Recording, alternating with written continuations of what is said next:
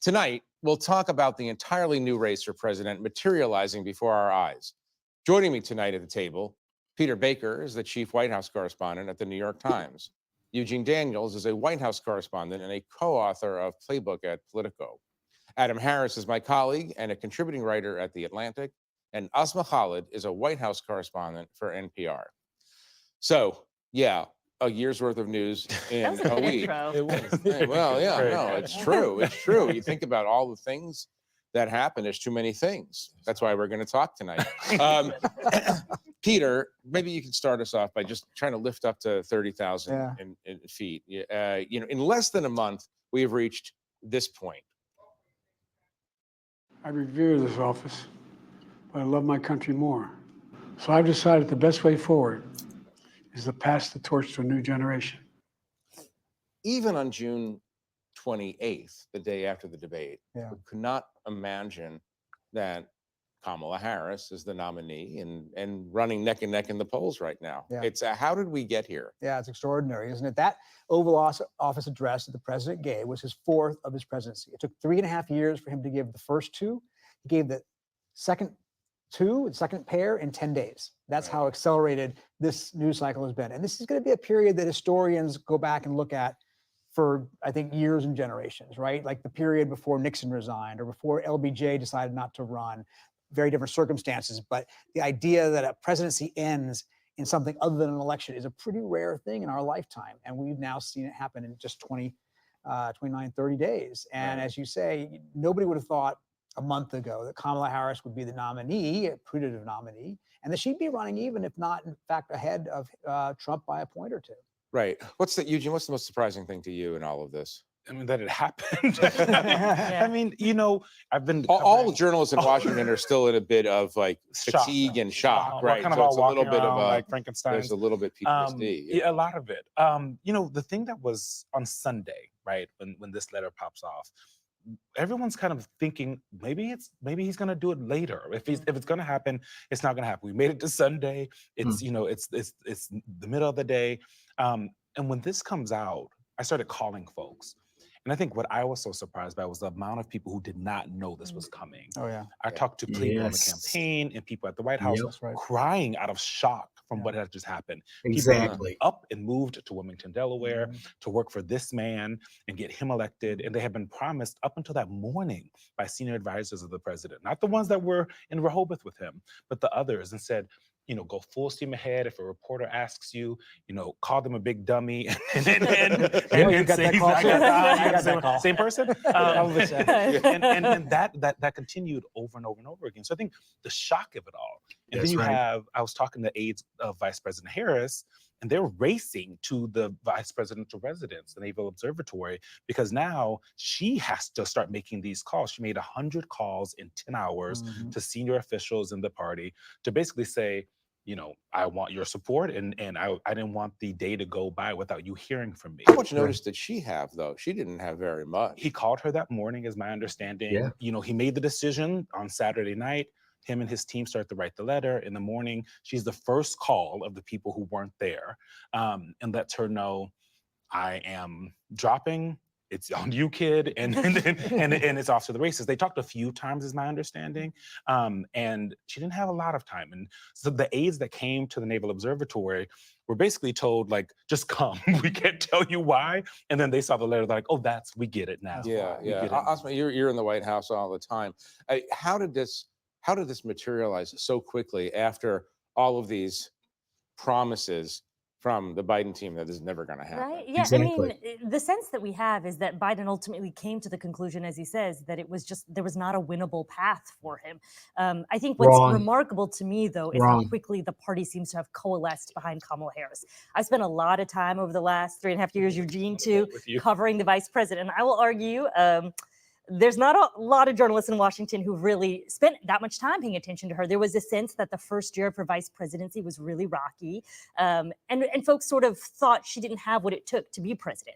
I would argue that over the last year at a lot of her public events, she was bringing out pretty sizable crowds, particularly on reproductive rights issues. But still, there was talk in the party that maybe she wasn't the right person. Maybe she wasn't going to be able to beat Donald Trump. You look at it was a 24-hour span in which she basically had accrued. By Sunday, Biden dropped dropped off. Monday night, she had enough, pledged committed delegates to be the likely presidential nominee. That is extreme rapid speed. So the obvious question is, how much preparation did they do behind the scenes in secret, just in case he dropped out? It seems like this thing kind of came off pretty smoothly given the chaos. I mean, I heard from people who were helping her to organize those delegates that they started rapidly making calls on Sunday. Yeah. I don't know that there was advance notification. I heard that particularly Black women within the Democratic Party quickly coalesced around her.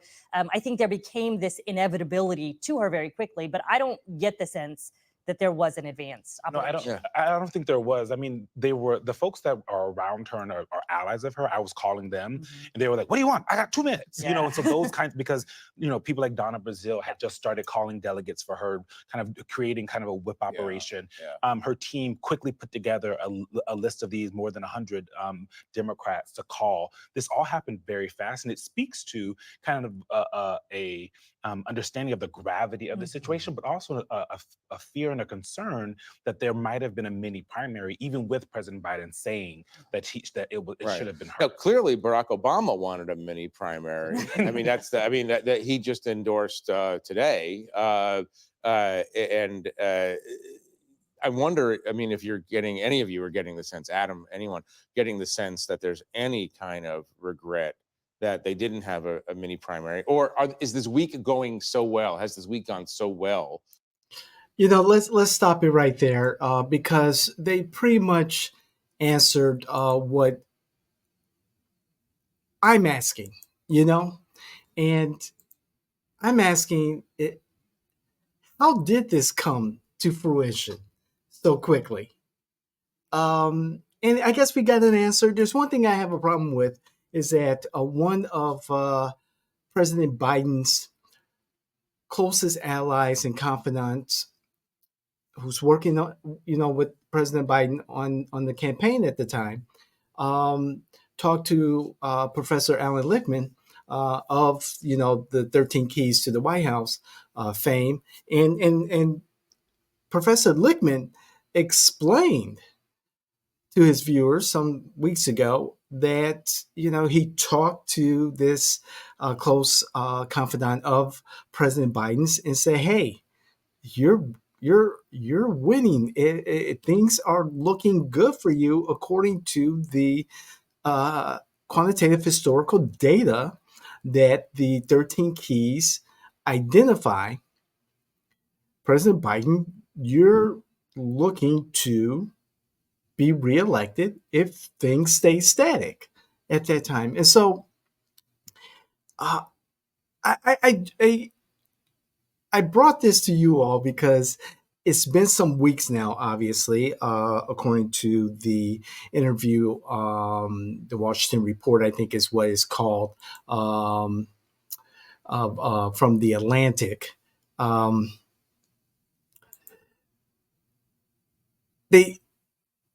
According to them, everything was put together all at once. And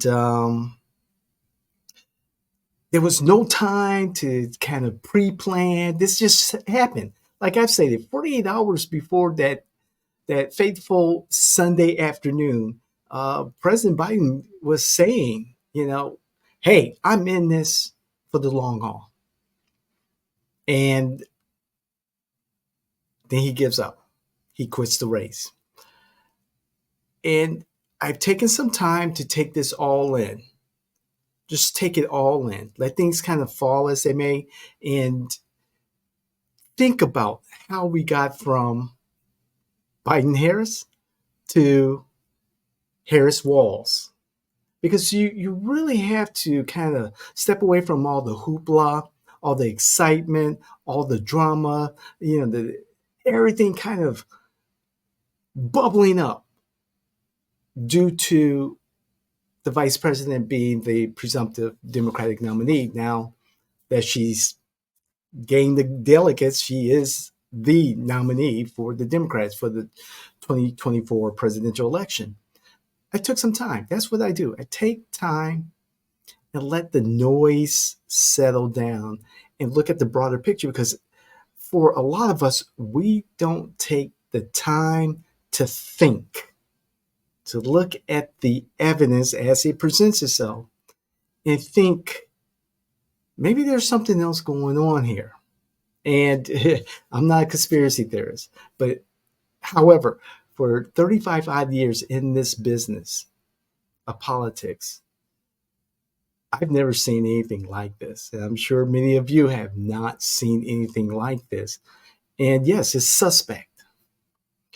Now, according to the folks at the Atlantic Roundtable there, it was a bunch of folks. Once the word dropped, Kamala Harris was on the phone, right after talking to President Biden, and several times during that day, that Sunday, talking with the president. She's calling operatives in the Democratic Party, gathering up her support. More people got on the phone, started talking. The campaign staff is brought in, confidants are brought in, and you have what you have now is the Harris campaign for president, and now the Harris-Walz campaign 2024. It just came together so quickly, and my point here is the ability to pivot during a campaign when things go bad or when they go good. And in this particular situation, you had a combination of things going south with President Biden saying, hey, you know something? I'm not doing this, to Vice President Harris taking up the mantle. And what I'm really looking at, again, I don't have a horse in this race, but what I was really fascinated about this pivot was how the campaign infrastructure came together. Of course, the vice president has, her supporters and confidants that she relies upon every day. Those folks are automatically, that inner circle is going to be there. How effective that inner circle was going to be in gathering up support and supporting the vice president, the pressure was on in those crucial first 48 hours. Because the vice president had to show some competency, that she is prepared. And I admit it, this pivot was phenomenal. They did a great job. And we're talking about, for the most part, the Biden-Harris campaign team coalescing over this new strategy, this new objective, working with the vice president, the Democratic Party, the delegates, the influencers, the electeds, the pundits. Yes, the pundits were involved. The media was involved. There's no doubt about this. The media definitely was a part of this pivot. And then as you saw, and this kind of went under the radar, but it was coming. For those of us in the know, for those of us who are, political junkies, we knew that the Obamas, particularly President Barack Obama, was going to have his handprint in this campaign. And lo and behold, many of the top operatives, David Plouffe, who operated and managed the Obama 2008 campaign, are now in place, managing, consulting on the Harris-Walz 2024 campaign. If there's anything that Vice President Harris' opponents and naysayers should be concerned about, is the fact that Team Obama is now in play. Team Obama is now consulting on Team Harris-Walz 2024. That is a phenomenal pivot. Now, talking about, pivot, I want to pivot to something just as important and in a way related to what I just talked about in regards to the ability to pivot. And typically I would talk about this during one of the Countertop Politics shows, but I want to bring your attention to this. And to my friends at Reddit, I saw this on I believe it's the subreddit data. I think that's it. And this was something that I've been waiting to see in a format like this. But however, for those of you who are listening and cannot see this creative on your screens, it's the U.S. presidential election results. And it ranks by percentage of eligible voters between 1976 and 2020. What was the most popular result, the second most popular result, and the least popular result during those presidential elections. So in essence, it's saying, okay, how many by percentage of the eligible voters at that time voted for a particular presidential candidate, or did not vote at all? And what blew my mind in the frustration with us as American citizens, the voting public, is the fact that from 1976 until 2020, we're talking 1, 2, 3, 4, 5, 6, 7, 8, 9, 10, 11 elections. From 76, inclusive of the 2016 election for president, the most popular result, presidential election result, was did not vote.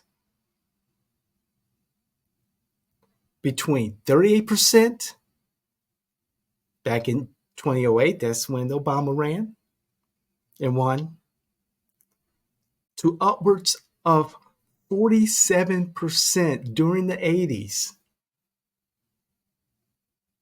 47%, 48% during the second Clinton victory.